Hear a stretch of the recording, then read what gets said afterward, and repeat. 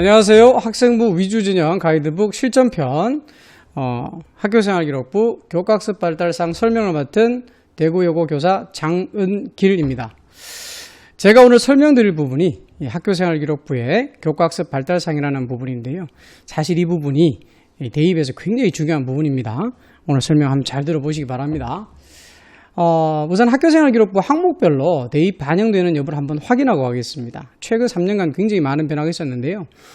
학교생활기록부는 1번에서 8번, 1번 인적 학적 사학부터 출결, 수상, 자격증 인증, 창의적 체험활동, 교과학습 발달사항, 독서활동 사항, 행동특색 및 종합 의견으로 이루어져 있고요. 자, 이 중에 실제 대입 반영되는 건 항목은 이 5개입니다. 이 5개 중에 사실 1번과 2번은 변별력이 크진 않겠죠. 물론 출결 상황에서 소위 미인정 결사, 미인정 조퇴 결과 이런 부분이 있거나 아니면 요즘 최근의 추세가 코로나 이후에 병지각, 병조퇴, 병결과, 병결석에 대한 부분에 대해서도 대학은 의미 있게 바라보고 있더라고요.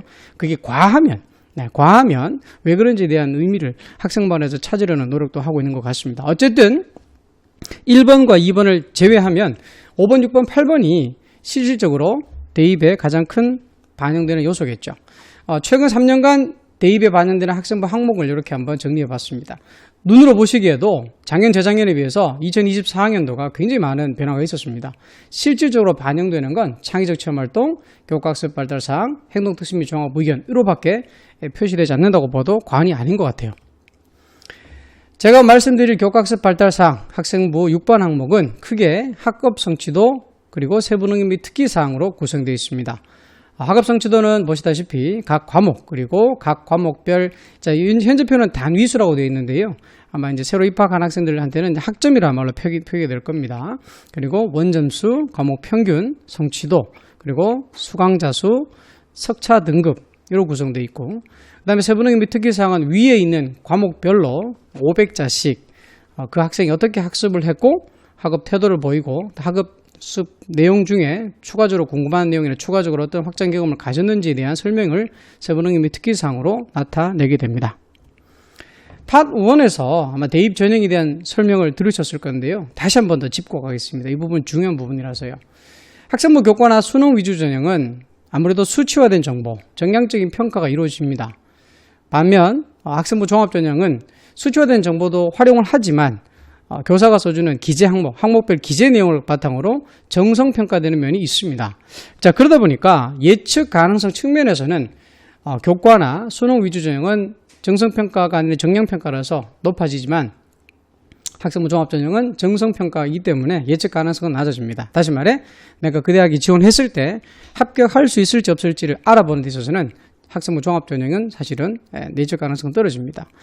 자, 그렇지만 학생들 실제 가고 싶은 대학, 즉 학생부를 통해서 내가 어느 대학을 또는 어느 학과를 가고 싶다는 목표 지향점이 분명한 건 학생부 종합전형이고요. 반면 현실적으로 내가 갈 수 있다 없다를 판명할 수 있는 것은 교과와 수능 위주 전형입니다. 자, 오늘 제가 설명드릴 내용은 사실 이 학생부 종합전형에 판단되는 부분들에 대해서 많이 설명을 드릴 텐데요. 실질적으로 학생들은 학교에서 학생부 교과 전형도 물론 많이 가지만 학생부 종합 전형을 통해서 본인이 이루고자 하는 이 진로에 대한 목표, 이걸 이루고 하자는 게 크다고 볼 수 있습니다. 실질적으로 이게 대학에서 실제 학생부 종합 전형을 평가할 때 이 정량적 지표인 교과 성적을 어떻게 정성적으로 평가하는지에 대한 설명을 이렇게 해놨습니다. 아마 이 학생부 교과 전형이라면 단순 이제 등급 성적을 소위 말해 단위수나 학점으로 곱해서 전체 단위수로 나누면 나오는 성적을 가지고 일괄될 평가를 하기만요. 이 정성적인 정보, 정량적 정보를 정성평가한다는 것은 위에 보시다시피 등급이나 원점수나 그리고 과목 평균, 표준 편차, 이수자수, 학점 등을 함께 분석을 하고요. 동시에 그 학생이 받은 전체적인 원점수에 대한 평균과 표준 편차를 통해서 상대적인 비교도 함께 하게 됩니다. 아울러 이 학생이 무슨 과목을 들은지에 따라서 실제 그 학교에서 이 과목을 듣는 것이 얼마만큼 가능한 일인지 또는 가능은 하지만 실질적으로 듣는 이수자 수가 적기 때문에 얼마만큼 이 학생이 도전적으로 과목을 들었는지도 보고요. 아울러 전체 성적을 일괄적으로 평가하는 게 아니라 학기별, 학년별 그리고 성적 추이도 함께 분석을 하게 됩니다. 나중에 설명드리겠습니다만 특히 어떤 특정 과목이 수강자 수가 너무 적어서 또는 과목 난이도가 높아서 등급을 받기 어려운데 이 학생이 적극 수강했다면 거기에 대한 평가도 이루어지고요. 공통과 일반 선택과 달리 진로 선택 과목은 이제 등급이 없죠. 성취 수준하고 성취도별 분포 비율만 나옵니다. 자, 이럴 경우에 특히 그 과목을 어떤 선택했던 사정을 확인하고 또 거기서는 원점수나 또는 분포 비율을 통해서 성취를 얼마만큼 이루어냈는지도 함께 보게 됩니다. 과목에 대해서 대학별로는 나름대로 교과 성적을 평가하는 경향을 발표하고 있습니다. 대략적으로 지금 말씀드린 내용은 대학에서 단편적으로 발표한 부분일 수 있습니다. 전체적으로 다 이야기는 못할 수 있지만 각 대학별로 이런 특성이 있다 정도만 파악해 주시고, 사실 대학별 내용이 발표되긴 하지만 실질적으로 대학 그 일관되게 흐르는 흐름은 있어요. 그래서 예를 들어 건국대 같은 경우는 교과 성적이 학생부 교과 전형만큼 큰 영향을 끼치지 않을 수는 있습니다만 그래도 학생들의 일반적인 교과 성적을 보고서 학교 생활의 충실도를 본다 그러고요. 경희대 같은 경우는 같은 교과내, 수학이면 수학, 과학이면 과학, 같은 교과내 공통과 일반 그리고 진로 선택 성취도를 보고서 종합적으로 평가한다 그러고요. 고려대 같은 경우는 어떤 과목을 들어서 그 과목이 유리하다, 그 학생이 유리하다기보다는 어떤 과목을 반드시 들어야 되는데 그걸 안 들었다면 오히려 거기에 대한 차별성을 두고 페널티를 주는 그런 식으로 평가를 한다고 합니다. 서울대 같은 경우도 이제 전공연계 교과의 이수 가능성을 중요시 생각하고요. 연대 같은 경우는 이제 교과가 여러 개 있지만 그 각 교과들을 교과별 과목들을 얼마만큼 균형 있게 들었는가, 그래서 성적을 통해서 평가를 종합적으로 한다고 합니다. 어쨌든 이런 특성 중에서 우리가 또 관심 있는 대학이 서울대니까 서울대를 한번 보면 학생부 종합전형 같은 경우에 학생의 학업 능력을 강조하기 위해서 평가 기준 삼는데 특히 단순한 교과목 성취 수준 플러스 그 과목의 세부적인 내용도 함께 평가한다고 한다. 그 세부적인 내용의 가장 큰 부분이 소위 말하는 자연계열, 특히 공과 계열 같은 경우에는, 공학계열 같은 경우는 수학 또는 과학 과목에서 어떤 과목을 이수했는지를 꼭 확인한다 그러고, 아울러 이제 이 자연계열이나 공과 계열에서 학생들이 가끔씩 환경과 통계 과목에 대해서 이수하지 않는 경향이 있는데 이건 전공 수업에 꼭 필요하니까 이수했는지를 꼭 확인한다고 합니다. 이만큼 이제 과목 선택이라는 것이 학생부 종합전형 합격에 굉장히 중요하게 되는데 이렇게 볼 수 있지 않을까 싶습니다. 특정 과목을 들었다고 해서 수강했다고 해서 합격으로 이어지는 충분은 아니죠. 그래서 필요 충분이라기보다는 약간 필요 조건화되고 있다. 특정 대학, 특정 학과에 지원하고 합격을 위해서는 해당되는 과목을 이수하는 것이 어느 정도 필요 조건화됐고, 반면 그게 충분 조건이 되기 위해서는 두 가지. 어느 정도의 교과 성취, 다시 말해 성적을 어느 정도 받아야 되고, 아울러 그 학생이 그 과목을 선택했다면 왜 선택했고 그 과목을 통해서 본인이 뭘 성취했는지를 학교생활 기록부를 통해서 보여주고 설명할 수 있어야 된다. 이 설명이란 말은 학교생활 기록부에 나타나는 것도 있겠지만 실제 학생부 종합전형에서 면접 갔을 때 그 질문을 받았을 때 충분히 개인이 자기가 설명할 수 있어야 되겠죠. 제가 볼 때는 학교에서 학생들이 그럼 과목 선택을 할 때 가장 크게 생각하는 요소는 이 네 가지가 아닌가 싶습니다. 우선 본인의 흥미적성, 내가 그 과목을 좋아하는지 안 좋아하는지. 비슷한 상황이라면 가급적 내가 자신있고 좋아하는 과목을 선택해야 되겠죠. 두 번째는 진로입니다. 대학에서 이미 학생부 종합전형을 운영한 지가 꽤 됐죠. 그러다 보니까 어떤 계열의 어떤 학과의 학생들은 이런 과목을 많이 듣더라는 게 통계적으로 누적되어 있습니다. 그래서 특정 대학, 특정 학과에 가기 위해서는 반드시 그 과목을 이수하거나 또는 이수하면 좋은 과목이라는 게 정해져 있죠. 그래서 가급적 본인의 진로나 전공에 맞는 과목 이수하는 게 좋고, 아무래도 이제 1학년 때는 공통 과목이니까 전 학교생 대상으로 성적이 나오지만 2학년 때부터는 과목 선택에 따라서 인원의 차이가 큽니다. 그래서 내가 받을 수 있는 등급이 인원에 따라 달라지기 때문에 이런 부분도 고려를 하겠고, 아울러 특정 과목을 이수하면 그 과목을 내가 수능에 칠 것인가, 그래서 수능에 응시할 과목을 아무래도 선택하는 비율도 있겠죠.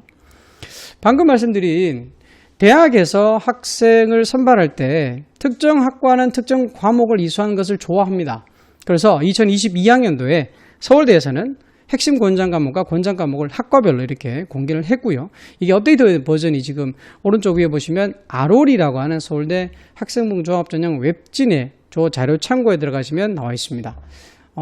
보시다시피 인문사회계열 같은 경우는 특정 과목을 이수해야 된다는 조건을 거의 달지 않고 있습니다. 반면 자연과학대학, 그리고 이렇게 공학대학, 농업생명대학, 그리고 사범대에서도 인문사회 계열보다는 이제 자연과학 계열에서는 더욱더 수학과 과학 과목의 이수를 이제 요구를 하고 있죠.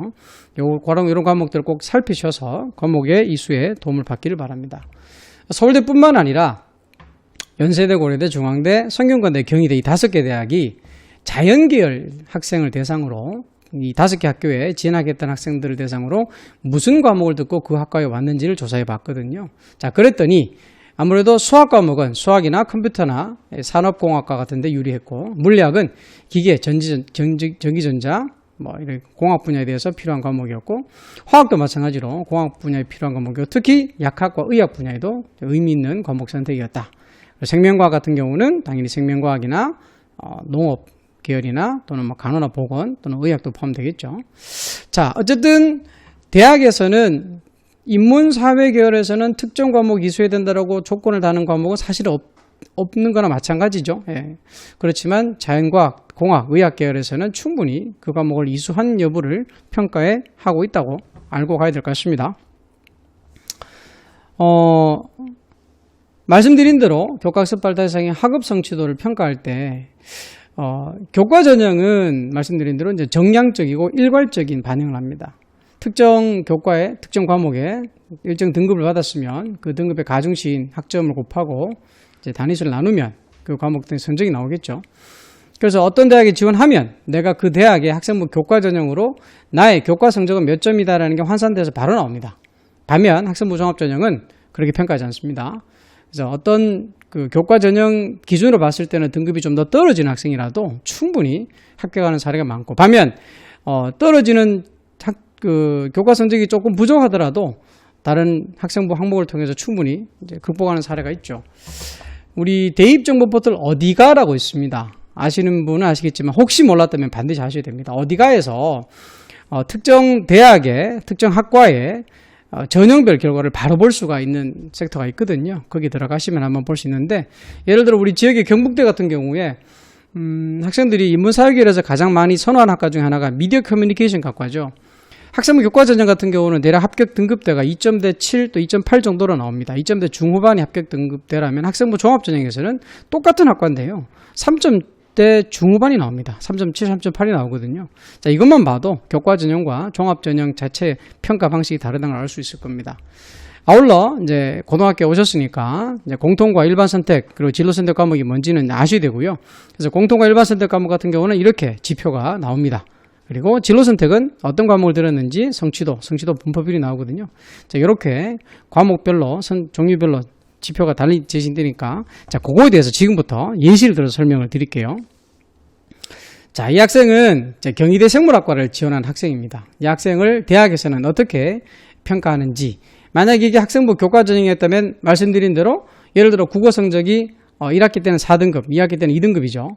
그럼 그 등급에다가 단위수 4를 곱해서 다시 단위수를 나눠버리면 이 학생의 교과별 평균 등급이 나오겠죠. 그럼 대학에서는 그 등급별로 점수를 부여해서 최종적으로 모든 과목에 대한 계산을 하면 그 학생의 교과 성적이 산출되겠죠.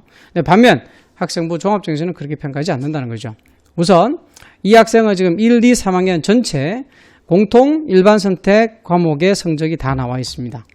보시면 가장 큰 특징이 전반적으로 1, 2등급 우수한 성적을 유지하고 있습니다. 물론 이제 국어 과목 같은 경우에는 1학기 때는 4등급이었지만 또 2학기 때는 2등급으로 만회하고 있죠. 아울러 일본어 같은 경우는 사실 학생들이 국영수사과라는 소위 말해 주요 교과에 벗어나기 때문에 약간 등한시할 수 있는데, 이 학생은 일본어도 1등급, 2등급 나름대로 굉장히 우수한 교과 성취를 유지하고 있는 거 봐서 학생은 진짜 학교 생활을 충실하게 하고 있구나, 이렇게 평가도 한다고요. 아울러 수학 같은 과목 보시면 굉장히 성적이 좋습니다. 1등급. 네, 수학은 이제 공통과목은 1등급을 유지하고 있고요. 수원, 수투 마찬가지로 1, 2등급 유지하고 있습니다. 게다가 실제 미적분이라고 하는 과목은 한번 보시면 위에 수강자 수에 비해서 24명, 60명, 67명이었는데 24명으로 굉장히 작은 학생 수임에도 불구하고 2등급 받았죠. 굉장히 이건 좋은 평가를 받을 수 있는 거죠. 아울러 2학년 때 같은 경우는 1학년 때와 조금 달리 전반적으로 90점대가 넘는 원점수를 갖고 있다는 것. 자, 이것도 중요한 의미가 있는 겁니다. 그래서 등급도 등급이지만 이 학생이 얼마만큼 자기 과목에서 성취를 잘 이루어내려고 노력했는지도 함께 평가한다는 겁니다. 아울러 동일 학생의 진로 선택 과목을 한번 보시면 마찬가지입니다. 이제 기하 과목 같은 경우에 A라는 성취도를 받았고요. A라는 성취도뿐만 아니라 성취도별 분포 비율이 24.6%입니다. 그 말은 상대적으로 이 학기는 엄격한 성적 관리가 유지되고 있다. 그렇게 평가도 됩니다. 일반적으로 A, B, C 있을 때 학생들에게 조금 좋은 후한 성취도를 주기 위해서 그렇게 평가를 하기도 하는데 이 학교는 평가된 학교는 그렇지 않다는 걸 알 수 있고요. 아울러 이 학생이 들은 과목을 보시면 생물학과 지원자답게 과학 과목에 대한 이수가 굉장히 많은 걸 볼 수 있죠. 네. 아울러 생명과학 2 같은 경우는 A를 받았는데 그 A의 분포 비율이 17.9가 됩니다. 이 또한 의미 있게 평가될 수 있다는 거. 그래서 단순히 교과 등급을 정량적으로 계산하는 것이 아니라 전체 등급 그리고 전체 등급 안에서 내용까지도 함께 평가되고 있다는 거. 자, 아울러 인하대 신소재공학과 친구를 한번 보면 이 학생은 전반적인 추이를 한번 보여드릴게요. 전교과 내신 등급은 2.9등급입니다. 그런데 학년별로 보시면 2.9에서 3학년 1학기까지 가면 2.3으로 전반적으로 상승하고 있는 추세를 갖고 있습니다. 특히 신소재공학과에서 의미 있게 보는 게 수학이겠죠. 수학이 2.4로 가장 우수하고요. 반면 과학은 상대적으로 제일 낮은 등급을 갖고 있긴 합니다. 자, 이 경우에 평가를 할 때요. 공통과학 과목을 이수하는 156명이 되는 학생도 있지만 실제 물리 1, 물리 2, 화학 1, 화학 2. 자, 물 1, 화원 이수 등급은 전체 등급에 비해서 상당히 좀 낮은 등급이죠. 그러니까 3.4라는 등급이 낮은 이유가 뭘까를 이제 한 번 더 본다는 뜻인데요. 실제 물 1과 화원 이수자 수를 보시면 49명과 40명입니다. 그러니까 전체 인원이 다 나왔을 때 등급과 저렇게 낮은 수강자 수를 가졌을 때 등급을 볼 때 전체 등급은 2등급 대 중후반이지만 이 학생이 갖고 있는 물원, 화원은 4등급. 그렇지만 이수자 수가 49명, 40명이라는 것을 감안해서 4등급이 결코 전체 일반적인 자기의 평균 등급에서 낮게 보지 않는다. 아울러 물2나 화2 같은 경우에 지금 보시다시피 이수자 수도 보지만 원점수 같은 경우도 똑같은 A의 성취도를 가지더라도 원점수가 높다는 점, 이것도 긍정적으로 해석하고 있다고 볼 수가 있습니다. 자, 아울러 이제 진로 탐구 역량에 대해서 어떻게 평가하는지 한번 보여드리겠습니다. 자, 인하대학교 행정학과 학생 사례인데요. 자, 이 학생 같은 경우는 이제 1학년은 공통과목 위주니까 좀 빼고요. 2, 3학년 일반 선택과 진로 선택 위주로 어떻게 들었는지 한번 보고 평가를 하는 상황을 보겠습니다. 행정학과다 보니까 이제 자연계열이 아니라 인문사회계열이죠. 자, 인문사회계열은 아무래도 자연계열보다는 관련 교과를 특정 과목 이수 여부와 직접적으로 연관지어서 생각하지 않고 좀 폭넓게 보는 경향이 있다. 그래서 어떤 과목을 이수했나 보다는 실제 그 과목을 이수하면서 어떤 분야에 관심을 가지는가. 아무래도 교과 성적보다는 아래쪽에 있는 세부능력의 특기사항과 함께 보는 경향이 더 크다는 거죠. 자, 고정과 윤리라는 과목을 듣고 있지만 아무래도 행정, 법 이쪽 분야에 관심이 있다 보니까 이 법 쪽에서 활동하자는 희망을 품고 있는 학생으로 고전 속에 보이는 시대를 바꾸어 반복적으로 나타나는 문제에 대한 관점이 다르다는 거, 이런 걸 깨달았다. 그래서 시대에 따라 다른 관점이 법에 대해서 존재한다는 점. 아울러 이 학생이 행정학과고요. 수학이 사실은 보시면 이제 등급이 그렇게 좋지 않습니다. 수학 1은 4등급, 물론 뭐 상대적인 건 합니다만 그거에 비했을 때 일반적으로 경제 수학이라는 과목을 선택하기 쉽진 않았을 텐데 이 학생은 선택을 했고요. 아울러 경제 수학을 들으면서도 경제법을 소재로 경제법의 정의와 범주 그리고 우리 삶에 끼치는 영향에 대해서 탐구하는 이런 모습까지도 함께 평가를 하게 된다는 거죠. 그래서 이렇게 자기가 관심 분야에 대해서 과목 이수뿐만 아니라 과목을 들으면서 어떤 활동을 했는지까지도 종합적으로 평가되고 있다는 점 꼭 확인 부탁드리겠습니다. 자, 금방 보신 것처럼 과목별 학업 성취도라는 부분은 얼마든지 이 세부능력 및 특기사항과 함께 연관지어서 평가할 수 있고 실제 그렇게 많이 평가된다는 거죠. 그래서 이 교과학습 발달사항의 두 번째 파트인 세부능력 및 특기사항은 점점 갈수록 학생부 반영 항목이 줄어들수록 특히 더 대학에서는 관심을 가지고 보고 있습니다. 제일 큰 이유가 그거겠죠. 우선 창의적 체험활동 특기사항이나 행동특수미 종합보기 같은 경우는 교과 담임, 학급 담임이나 동아리 담당 교사가 좀 제한적으로 본다면 이 과목별 특기사항 또는 이제 개인별 특기사항 같은 경우도 마찬가지입니다만은 한 40명 이상, 40개 과목 이상 넘기 때문에 여러 과목 쌤들께서 함께 보는, 그래서 이 다양한 측면을 입체적으로 볼 수 있다는 점이 가장 큰 장점. 아울러 단순 교과 등급만으로 알 수 없는 수업에 대한 적극성, 자기주도적인 학습 경험, 그리고 어떻게 참여했고 이 과목을 통해서 이 학생이 얻어낸 게 뭔지, 그리고 과제 수행 속에서 어떤 결과물을 만들어냈고 실제 수업에 대한 참여도를 통해서 토론, 모둠 활동이나 발표 등을 어떻게 연결했는지 함께 볼 수 있고요. 요즘은 이제 개인별 세부능력 및 특기사항이라고 하는 항목에 대해서 학교별로 이제 자율적 교육 과정을 운영을 합니다. 그 운영 결과가 융합적인 주제가 많이 나오는데요. 일례로 이제 2022학년도 같은 경우는 성균관대나 서울 상위권 대학들은 이 개인별 세특이 적혀 있는 비율이 30%가 안 되었다고 하는데요. 요즘 최근에는 이제 작년 2024학년도 평가 결과에 대한 리뷰를 보면 굉장히 이 개인별 세특에 대한 양도 그리고 질적인 성장도 이루어졌다고 합니다. 아마 이 영상을 보시는 학생과 학부모님들은 대략적으로 학교에서는 기말고사를 치고 방학 전에 한 1, 2주 정도 이제 교과 융합적인 수업을 하고 학교별로 운영되는 방식이 조금 차이가 있겠습니다만 그 시기에 이루어지는 결과물을 가지고 직접적으로 개인별 세특을 적어주니까요. 그 시기에 나오는 활동이 뭔지 잘 보시고 평가를 잘 받기를 바랍니다. 자, 오늘 이 시간은 이제 세특에 대해서 몇 가지 사례를 좀 보여드릴게요. 이 사례는 중앙대학교에 지원한 학생의 사례인데요. 각 교과별로 국어, 수학, 과학, 사회 교과별로 어떤 모습을 보였는지 이제 사례가 있습니다. 우리 책자를 가지고 계신 분들은 사례가 아마 이거보다 훨씬 많을 텐데 이 사례를 보시면 그 사례에 대한 대학의 이제 평가 방식도 평가 결과도 한번 볼 수 있는데 우선 이 전반적으로 국어 교과 같은 경우도 보시면 이제 진하게 이제 파란색으로 된 부분은 모둠 협동 시 완성 활동에서 기발한 소재를 제공해서 친구들의 의견을 조율하는 의사소통 능력이 돋보이고요. 대인관계 영역을 발휘해서 협동하고 시를 완성하는 데 기쁨을 많은 학생이다. 결국은 특정 결과물을 내는 데 있어서 그 학생이 만든 결과물뿐만 아니라 어떤 태도를 가지고 참여했는지를 의미 있게 본다는 거죠. 대학에서 이 자료는 이제 중앙대에서 이제 발행한 학생부 종합전형 가이드북에서 갖고 왔는데요. 아마 제 생각에는 국어교과 세특의 저 내용 말고 더 구체적 근거 사례가 있을 겁니다.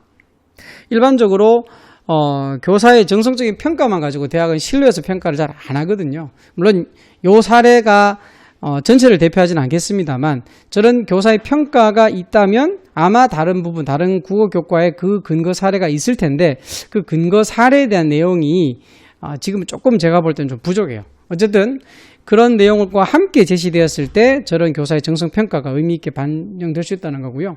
마찬가지로 수학 같은 경우도 본인이 새로운 지식을 습득하기 위해서 어떤 자기주도적인 학습을 했는가. 예를 들어 수업 시간에 그 파란 부분만 읽겠습니다. 수업 시간에 다른 풀이 방법 외에 다른 풀이 방법이 없는지를 질문하고 분모 분자의 1차항의 개수를 이용하는 새로운 방법에 대해서 설명하고 학업 의욕이 더욱 높아져 스스로 다양한 풀이법을 탐구했다.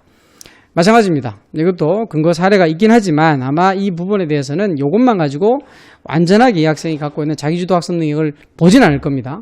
아마 이 부분뿐만 아니라 다른 수학 과목, 다른 과목에서 이런 부분이 나타나야 함께 이 평가될 걸로 보이고요. 이제 과학 같은 경우도 교과 수업에 대한 적극성, 그리고 사회 같은 경우도 특히 모르는 부분에 대해서는 와서 교사나 친구에게 질문을 계속해서 본인이 알고자 하는 노력을 했다는 거. 자, 그런 것들이 의미 있게 평가될 수 있고요. 학업 태도와 더불어 중요한 게 또 학업 의지죠.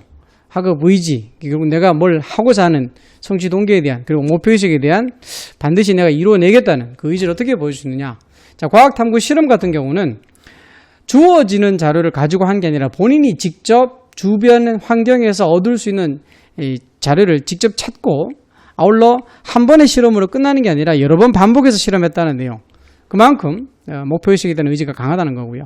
수학2에서도 선생님한테 적극적으로 궁금한 점을 계속해서 질문해서 정말 지적 호기심이 강하고 그걸 충족시키는 노력이 뛰어난 학생이구나.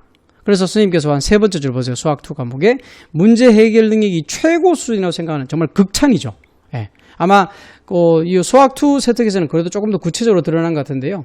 구체적인 수학에서 어떤 내용들을 풀이를 하려고 애썼고 그거를 풀이 방법에 대한 그것을 친구들에게 설명해주는 모습도 보여지고 실제 어떤 질문을 통해서 본인이 알고자 하는 지적 호기심을 해결하는 노력도 있고요.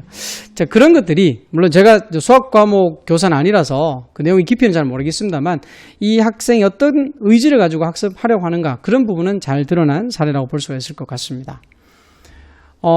하나도 이제 진로 탐색 경험, 이제는 이제 학업 의지보다는 본인이 진로 탐색을 활동을 어떻게 참고했는가. 이게 이제, 굉장히 화두입니다. 뭐냐면, 수업 시간에 배운, 즉, 이제 성취 기준 또는 성취 수준에 따른 학생부 기재가 더 옳은 것이냐, 아니면 그 학생이 진로에 대한 관심과 진로 연계 활동에 대한 학생부 기록이 더 좋은 것인가. 뭐, 어느 게 더 좋다, 아니다라고 단정할 수 없는 건데요. 일반적으로 지금 보시는 사례는, 화법과 작문 생활과와 그리고 이제 창의적 체험 활동의 진로와 이제 활동을 보여주는데, 어쨌든 이 학생의 관심은 수학이에요. 수학을 실생활 속에서 어떻게 활용하고자 했고, 실제 빅데이터나 드론이나 심리학 등 다양한 분야에 있어서 자기가 수학적 원리를 응용하는 노력을 여러 번 했다는 점. 그래서 이 학생은 아마 이제 수학이나 수학 관련 학과를 지원했을 것 같은데, 그 분야에 대해서 이렇게 관심을 보여줬다.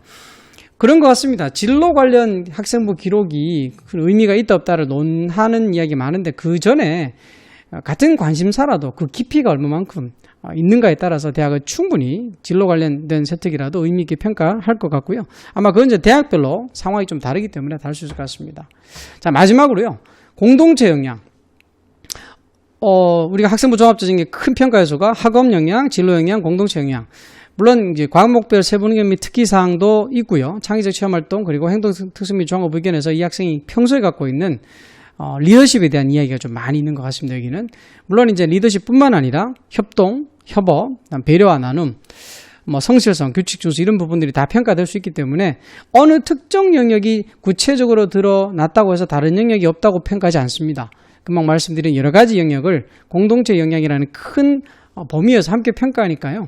여기서는 보면 이제 개방적 태도가 뛰어나고 자신의 의견을 타인에게 표현하고 입장을 피드백을 긍정적으로 수용하는 그런 측면도 있고, 또 동아리 활동 같은 경우도 동아리원들의 역할을 분담해서 활동을 효율적으로 수행할 수 있도록 이끌어가는 능력도 뛰어나고 아울러 행동특성 및 종합 의견에 학급에서 조용하게 지내는 친구들에게 먼저 다가가서 그런 껄끄러움 없애고 한 명 한 명을 다 소중하게 생각한다는 점, 그리고 친구들이 어려운 점을 직접 해결해 줘 노력한다는 점. 자, 그런 것들이 구체적 근거 사례를 가지고 드러나는 모습. 자, 이런 모습이 좋은 평가를 대학에서는 본 것 같습니다. 자, 그러면 좋은 세특이란 어떤 세특일까? 많은 사람들이 질문 주시는데 우리 책에도 드러나는 것처럼 결국은 세특 자체가 좋다 안 좋다라는 가치 평가를 내리기보다는 결국 그 세특 또는 학생부 기록이 내가 얼마만큼 잘 드러나느냐가 제일 중요한 거겠죠. 그래서 지금 5개를 제가 말씀을 드리는데요.